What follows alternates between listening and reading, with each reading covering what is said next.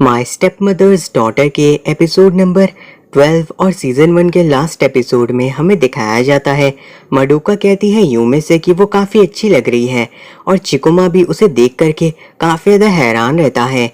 जिसके बाद वहाँ पे मिज़ुतो आ जाता है और फिर यूमे उसे देख करके शर्माना शुरू कर देती है। जिसके बाद वो जा रही रहती है मिज़ुतो की फ़ोटो खींचने के लिए, लेकिन तभी मडोका उसे पकड़ लेती है और मिज़ुतो से ही कहने लगती है उन दोनों की फ़ोटो खींचने के लिए। मिज़ुतो फिर यूमे के फ़ोन के स्क्रीन लॉक को खोल लेता है और उनकी फ़ोटो खींचने लगता है, जिससे यूमे काफ़ी हैरान रहती है क्योंकि मिज़ुतो ने उसके फ़ोन के लॉक को खोल लिया था। जिसके बाद हमें दिखाया जाता है सभी फेस्टिवल के अंदर रहते हैं और वहाँ पे यूमे पूछती है मिज़ुतो से कि आखिर वो यहाँ इस फेस्टिवल के अंदर क्यों आ गया, उसे तो भीड़ नहीं पसंद है ना। मिज़ुतो बताता है कि यूमे हमेशा ही अकेले जाया करती थी फेस्टिवल में, इसलिए वो हर साल मिज़ुतो को अपने साथ घसीट लेती थी। इसीलिए मिज़ुतो ने अब उसकी बातों को इस चीज़ के लिए मानना शुरू कर दिया है। तभी वहाँ पे मडोका आ जाती है चिकुमा के हाथ को पकड़ करके और कहती है यूमे और मिज़ुतो से हाथ पकड़ने के लिए।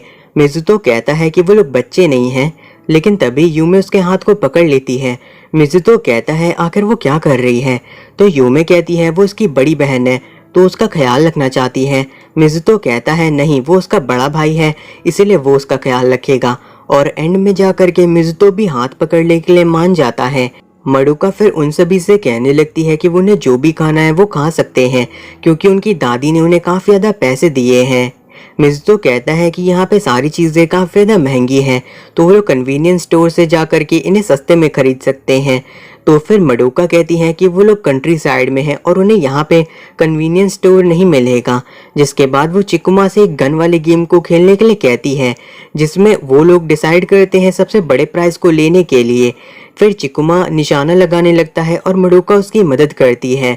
यूमे ये देख करके हैरान रहती है और सोचती है क्या भाई बहन सच में एक दूसरे के इतने करीब आ जाते हैं। जिसके बाद चिकुमा अच्छी तरीके से फायर करता है लेकिन वो लोग प्राइज नहीं जीत पाते हैं। फिर मिज़ुतो कोशिश करने लगता है। मडोका कहती है यूमे से कि उसे भी जा करके मिज़ुतो की पीछे से मदद करनी चाहिए। यूमे फिर पकड़ लेती है मिज़ुतो को और उसे कहने लगती है राइट लेफ्ट करने के लिए। तभी मिज़ुतो उससे कहता है कि वो परेशान करना उसे बंद करे, लेकिन वहाँ पे यूमे कुछ भी नहीं कर पाती है।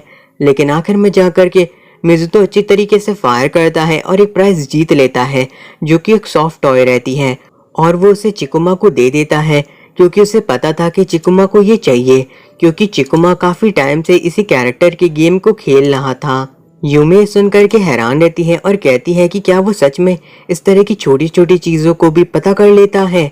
यूमे फिर कहती है कि वो उसे अपना बड़ा भाई नहीं बनने देना चाहती है। मिज़ुतो कहता है तो वो लोग इक्वल हैं। ये सुनकर के यूमे भी हाँ कह देती है, लेकिन फिर मिज़ुतो कहने लगता है कि आखिर आकर के यूमे ने उसे पकड़ क्यों लिया था, वो भी पीछे से। यूमे कहती है ऐसी कोई बात नहीं है, वो तो सिर्फ उसे मडोका की बात को सुन रही थी, और हिगाशिरा भी तो मिज़ुतो को इस तरीके से पकड़ती है। तो मिज़ुतो कहता है हिगाशिरा ये बिना सोचे ही कर लेती है, लेकिन यूमे काफ़ी ज़्यादा ही नर्वस थी। ये सुनकर के यूमे कहने लगती है क्या उसके कहने का मतलब है कि हिगाशिरा लड़कों से अच्छी तरीके से मिल पाती है बजाय यूमे के।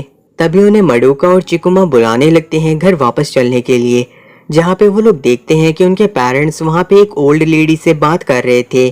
तो फिर मडोका बताती है कि उनकी फैमिली काफ़ी फेमस है और यहाँ पे काफ़ी सारे लोग उनकी फैमिली से मिलने के लिए आते हैं। जिनके बाद वहाँ पे उनके पेरेंट्स उन्हें बुला लेते हैं और वो ओल्ड लेडी कहने लगती है यूमे से कि वो सच में एक बहुत ही ज़्यादा अच्छी लड़की है और वो चाहती है कि वो मिज़ुतो का ख्याल रखे क्योंकि मिज़ुतो के फादर के अलावा उसकी कोई और फैमिली नहीं है। ये सुन करके यूमे सोचने लगती हैं ये लेडी तो ऐसे कह रही हैं जैसे मिज़ुतो बिना किसी की मदद के जिंदा ही नहीं रह सकता है। वो ओल्ड लेडी फिर उन लोगों से कहती है कि उन्होंने उनके फायरवर्क्स को देखने के लिए एक अच्छी सी जगह को बुक कर दिया है, जो सुन करके उनके पेरेंट्स काफ़ी खुश रहते हैं। लेकिन तभी वो लोग सोचने लगते हैं कि आखिर मिज़ुतो कहाँ चला गया। तो फिर वहाँ पे मडोका बताती है कि मिज़ुतो हर साल फायरवर्क से पहले ही कहीं गायब हो जाता था।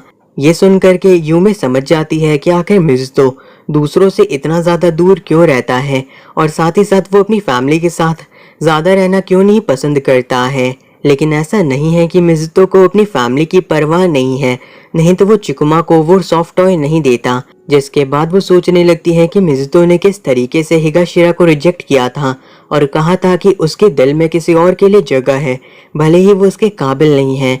और जब भी यूमे उससे बात करती थी तो वो जल्दी ही फ़ोन क्यों रख देता था।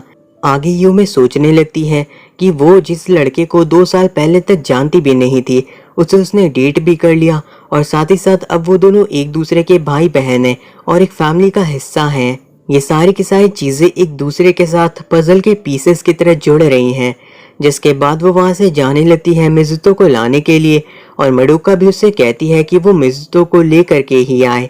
जिसके बाद वो सोचती है साइबेरियन डांसिंग गर्ल वाली बुक के बारे में और हमें फिर मिज़ुतो को दिखाया जाता है जो कि एक जगह पे अकेला बैठ कर के सोच रहा था कि उसे ये असल दुनिया ही नकली लगती है और उसके हिसाब से ये सारी जो टीवी के अंदर दिखाई जाती है दुनिया वही असली दुनिया है।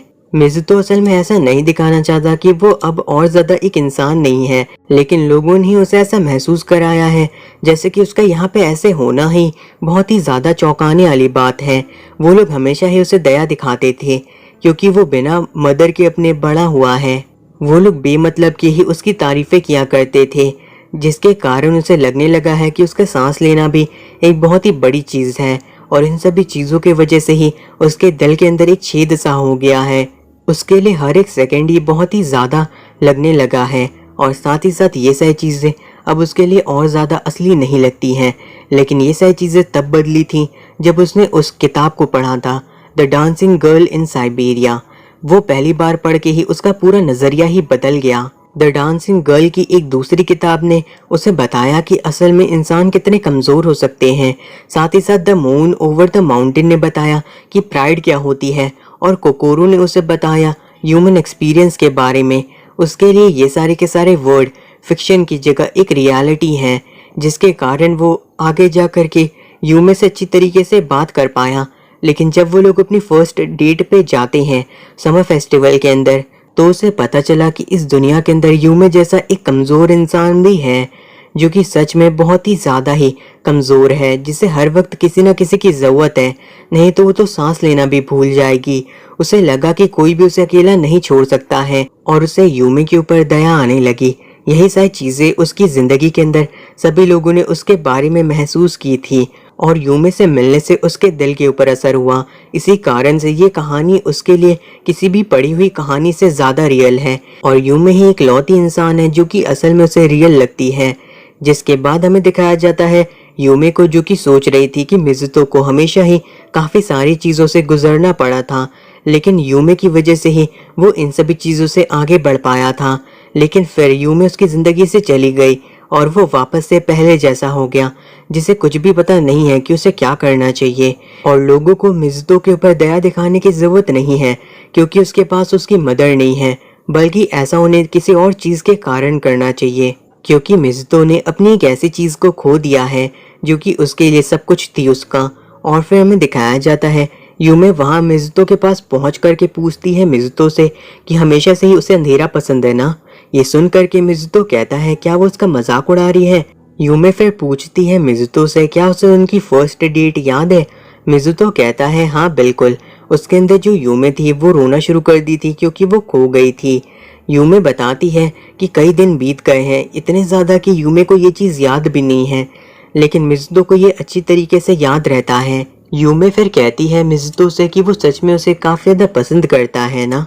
तो मिज़ुतो इस चीज़ का जवाब अच्छी तरीके से नहीं देता है और फिर वो बताता है कि उन लोगों ने अक्टूबर 27 को डेट करना शुरू किया था और उसके करीब 2 महीने बाद उन लोगों ने पहली बार किस किया था और यही डेट असल में यूमे के फ़ोन का पासवर्ड भी है। मिज़ुतो फिर कहता है कि यूमे को इस डेट को अपना पासवर्ड नहीं रखना चाहिए।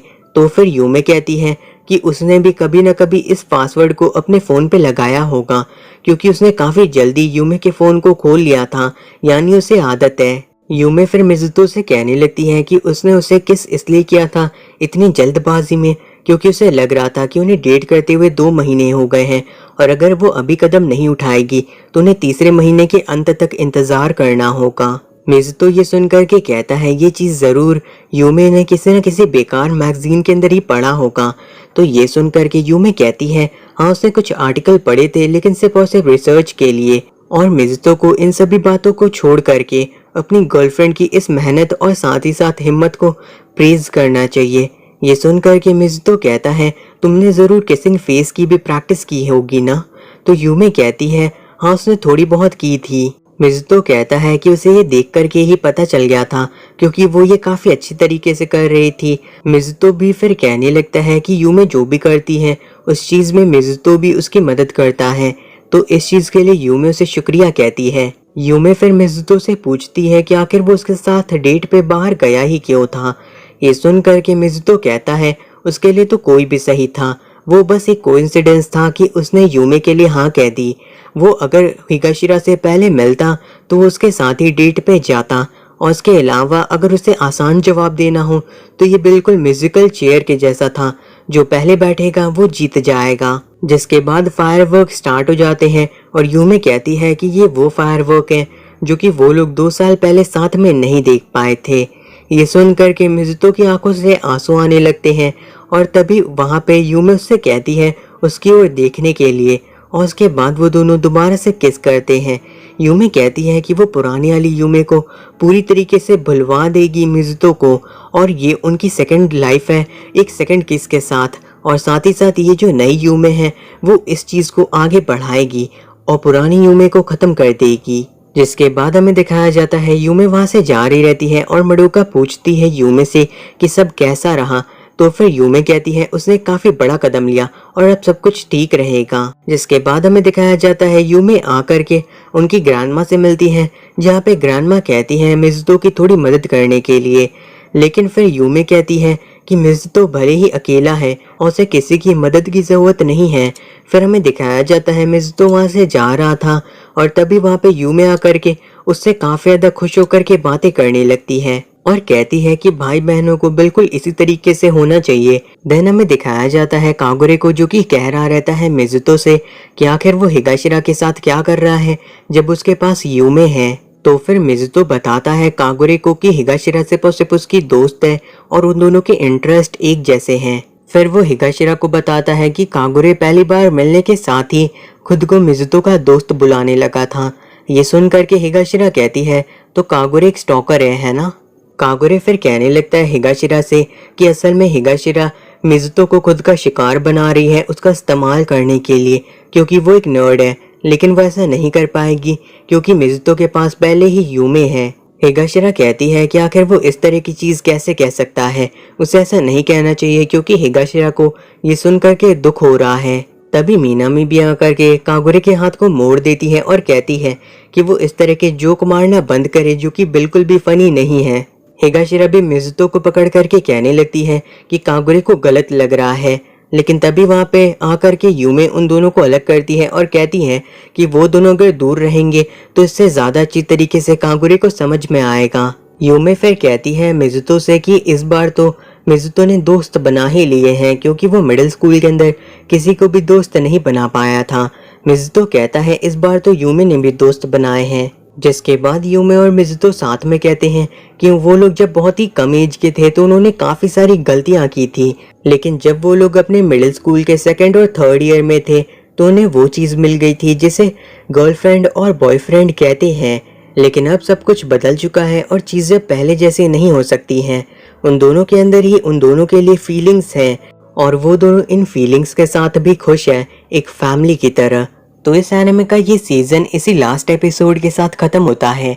मेरे ख्याल से इसकी एंडिंग काफ़ी ज़्यादा सही थी और इसकी स्टोरी भी मेरे ख्याल से तो काफ़ी अच्छी थी बाकी सभी स्टेप सिस्टर वाले एनिमे से। मुझे उम्मीद है कि आपको ये एनिमे पसंद आया होगा, मेरी एक्सप्लेनेशन भी पसंद आई होगी, और अगर पसंद आई हो तो वीडियो को लाइक कर दीजिएगा, चैनल को कर दीजिएगा सब्सक्राइब। मैं मिलूंगा फिर से एक नई और बेहतरीन सीरीज़ के साथ।